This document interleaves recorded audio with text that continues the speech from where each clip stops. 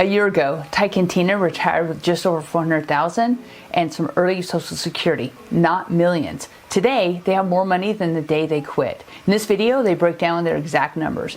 The $450 a month they pay to live overseas, the $40 a night trick that gets them 5-star hotels, and the deadline secret that finally made retirement real. If you think you need $2 million to retire, my friends are about to change your mind. So this is Tyke and Tina, and we're going to talk about early retirement, answer some of your retirement questions. You guys have been retired for just over a year. Mm-hmm. Let's just go over the details. So Tina, you're how old? 56. And Tyke? 65. Okay. And I retired at 45. So we're just going to go and answer some of the biggest questions that we see and that we get from followers. First of all, let's talk about running out of money. So a huge concern why some people work for years longer, honestly, is they believe that they will run out of money. I've had clients that have said to me, I have friends that ran out of money and had to go back to work. I don't want that to happen to me. And so they work, they don't know how long, they just keep working because they don't want that to happen to them. So will you guys kind of go over your numbers and then talk to us about how that's working out for you? You've already been retired a year. You did not retire on millions. So give us your situation and tell us where you're at, your status at year one. Okay, so we did retire about a little over a year ago in May. I retired. Tyke was already retired, and he took his Social Security a little early. So he gets $2,532 a month in Social Security. And then we retired with a little over $400,000 in all of our investment accounts. Now that it's been a year, we have gained money and we have over $500,000 in our investment accounts. So we're not running out of money.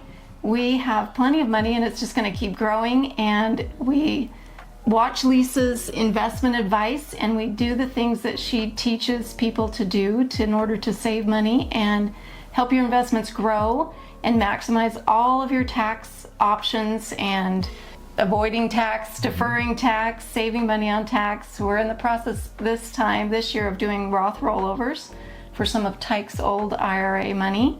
Since he is already over the 59.5 bracket, we want to make sure that that money is going to do the most for us and save us on taxes. So we're going to roll over that money into a Roth. And in this year, because it's our lowest tax bracket year ever in our entire history of our working careers and our married life, and we're going to take advantage of that. So how do you guys make this? You do some creative things, right? I think that you're only limited by your own creativity. Exactly. So how do you make it so that you can live, I would say, luxuriously on this income? So tell us some of the things that you're doing. Well, we practice something called Geo-arbitrage, which is a $10 word for, we just go to a country where exchange rate's better. Yep, like Vietnam. Like Vietnam or Southeast Asia. You've got Thailand, Malaysia, and those countries. And the dollar goes a lot further down there. A lot further, yeah. And we stay in Airbnbs if we can get a good price. Like this year, we're staying in an Airbnb for the entire month of September. That's going to cost us $450 US to stay there. Wow. And that includes our gym and our pool and our Wi-Fi. And we have to pay kitchen. a couple bucks for laundry, but that's not a big deal. And when we're in the United States visiting family and friends and doing things we like to do in the United States, we do what we call trusted house sitters, where we stay in someone's house while they're off exploring the world, and we take care of their pet and their plants and make sure somebody doesn't come and damage their home while they're away, and we stay there for free. And so we have very minimal living expenses in retirement. And I know that people think, I'm going to run out of money. How am I going to make it? What am I going to live on? You don't realize that money isn't the same in retirement. You don't spend as much. We have a friend who doesn't like to go to Costco because she works all the time and has to talk to people. So she does what a lot of people do, and she does Instacart. And she has someone go to Costco for her and pick up all of her items and deliver it to her door, and she pays an extra $60 for that service by the time she pays all the fees and tip. $60 for someone to go to Costco for her. That doesn't happen in retirement. You go to Costco for yourself and you save that $60. So little things like that, and they really add up. there's things you don't do anymore when you're retired, like go to lunch with your friends, have a Work wardrobes. work wardrobe. Yeah. Work, Lots of driving, stuff. commuting expenses go away. Gas prices, your gas expense really goes down.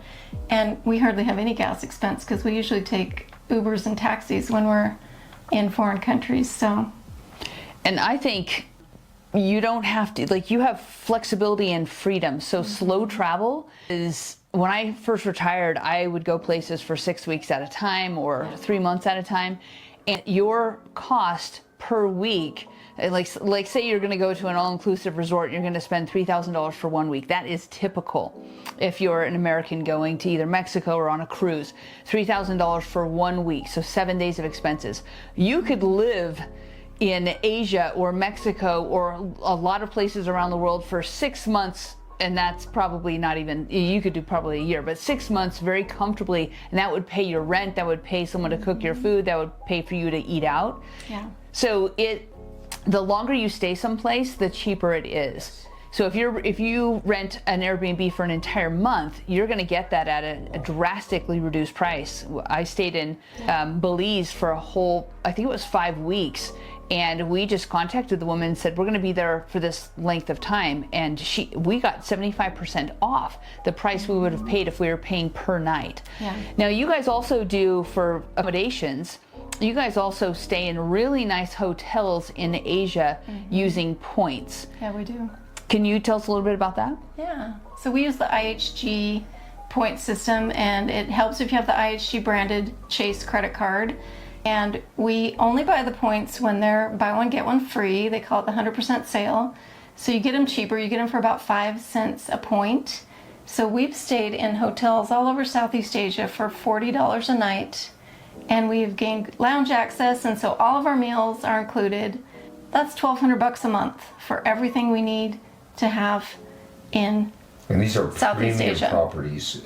If you've ever Yeah. traveled extensively at all, you know the difference between a Holiday Inn Express and a Crown Plaza. And these are 4 and 5 star level hotels. Yeah, it's hard to explain to people how much nicer hotels and the hotel service is when you go to Asia for the entry-level type hotels. It's like night and day from the US. You would have to spend $500 or $600 a night in the US to get the kind of customer service you get for $40 a night in Asia. Yeah. It's pretty awesome. I think you're, painting a very accurate picture. Sometimes I got a lot of questions when I said, I'm going to retire at 45 as a teacher, and they said, is that possible? And then why would you do that? Are you sure? That's a long time for your money to have to last. And I think there's a lot of fear before you do it, but you're not limited. So sometimes people think you guys are only living on $400,000 or $500,000 and that's it. But you actually have Social Security. You guys have income from your channel, your YouTube channel. Tina, you work a little part-time job, and you're only limited by your own creativity. So you can add to that, you can spend less, you can spend more. There's different things that you can do. So it's, when you picture your retirement, it actually turns out even better. And so you are not you don't have to stay on the same path. I earn more now than I ever did when I was working, and everything starts to compound. And so that fear you have when you first retire, it dissipates, especially when you've already been retired for a year. So Tina, tell us about that period of time when you were trying to retire. How did you do that? You had a deadline. Will you tell us about your deadline, what you had set up, what you were looking forward to? Sure. So like we've said before, Tyke was already retired, and I couldn't wait to be retired so we could go start our life together and just spend all of our time together and travel. So we had started watching a YouTube channel that we liked, and they have done the same thing. They've started traveling Southeast Asia mostly because of the price, the exchange rate in Southeast Asia is pretty phenomenal. And so we hooked up and signed up for one of their little expat travel guided tour kind of thing that was like a 3-week excursion. Started off in Da Nang, Vietnam, and it started on a very specific date. And so I bought the round trip plane tickets. We hadn't sold our house yet. I hadn't given my retirement notice at work and said I'm quitting. We hadn't done any of that, but we had this whole 6-month plan for Southeast Asia all booked out already. So we had an exact date where we had to be out of there. And when I finally did tell my boss that I was quitting, she said, "When's your last day going to be?" I said, "Well, it has to be this day because we're flying to Asia the next day." So you set a deadline that you weren't willing to miss. No. And I think that's what most people need to do, is book something that you're unwilling, you're not going to change that date. And that makes it so that you're working towards something, and then you can reverse engineer that backwards. Yeah.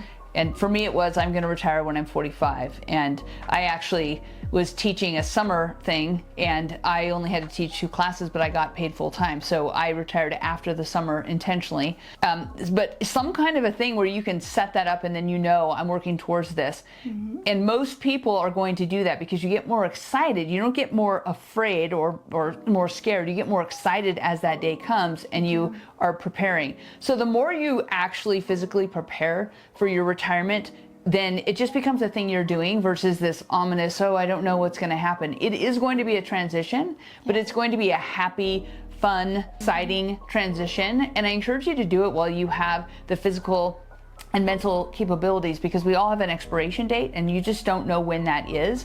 And to work an extra 5 years or 7 years just because you don't know all of the variables, which you're never going to know all the variables, you really will have wished that you had retired. Once you finally do retire, you're going to wish that you had retired earlier. I don't know anybody who says, I wish, why did I retire early? Nobody's saying that.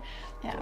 It's one of the best decisions I've ever made. I've seen you guys be incredibly happy with that. You end up making money when you retire. You just do.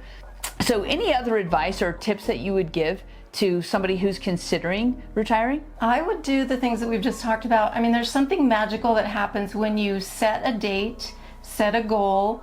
Your brain is open to new possibilities, ideas that you never thought of before suddenly come into your mind, and opportunities open.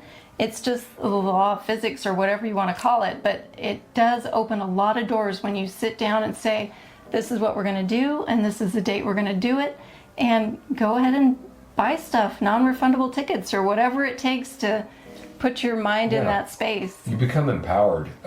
I think that a majority of us that worked for a long time in a given career, we were subject to that career. We were subject to somebody else's hours and schedules and deadlines and everything that goes with a job.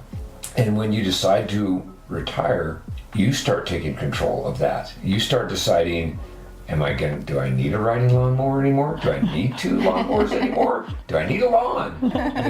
There's a lot of things that start cascading, and just as Lisa and Tina have said, you start taking control, because now you have knowledge, and knowledge is that old saying, knowledge is power, and you're empowered, and you start being the one that's acting on behalf of your life, not being acted upon.